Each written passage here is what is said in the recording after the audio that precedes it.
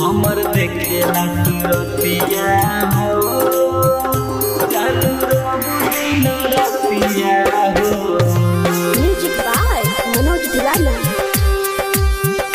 जानू दिन रतिया हो हमर देखेला सुरतिया हो जानू दिन रतिया हो हमर देखेला सुरतिया हो जानू दिन रतिया हो। नहीं चैन रही दिलवा में पहलू प्यार में गलतिया हो। नहीं चैन रही दिलवा में पहलू प्यार में गलतिया हो। हमर देखेला सुरतिया हो जानू दिन रतिया हो हमर देखेला सुरतिया हो जानू दिन रतिया हो। म्यूजिक बाय मनोज दीवाना। हमर देखेला सुरतिया हो जानू दिन रतिया हो। दिल तूरा गइलू हो हमसे दूर गइलू हो हमर कारी करे जावा के उड़ गइलू हो। अरे बेवफा उड़ गइलू हो दिल तूरा गइलू हो हमसे दूर गइलू हो हमर कारी करे जावा के उड़ गइलू हो।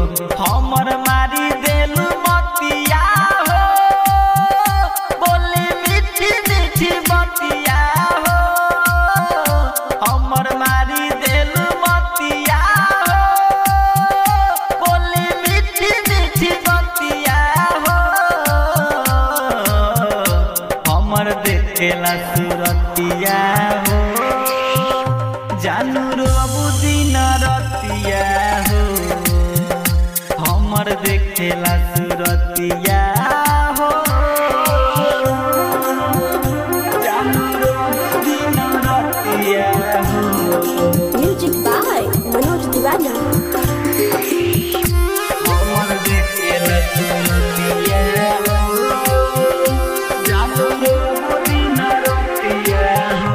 हम आंसू पी कैसे दिल के सी ई मनोज दीवाना तोरा बिन नहीं जी। अरे बेवफा तोरा बिन नहीं जी। हम आंसू पी कैसे दिल के सी ई मनोज दीवाना तोरा बिन नहीं जी। रानी राइटर किसानी के तू बनवलू संगतिया हो। रानी राइटर किसानी के तू बनवलू संगतिया हो। हमर देखेला सुरतिया हो जानू दिन रतिया हो हमर देखेला सुरतिया हो। New Bhojpuri recording studio Somgarh Chowk Sahebganj.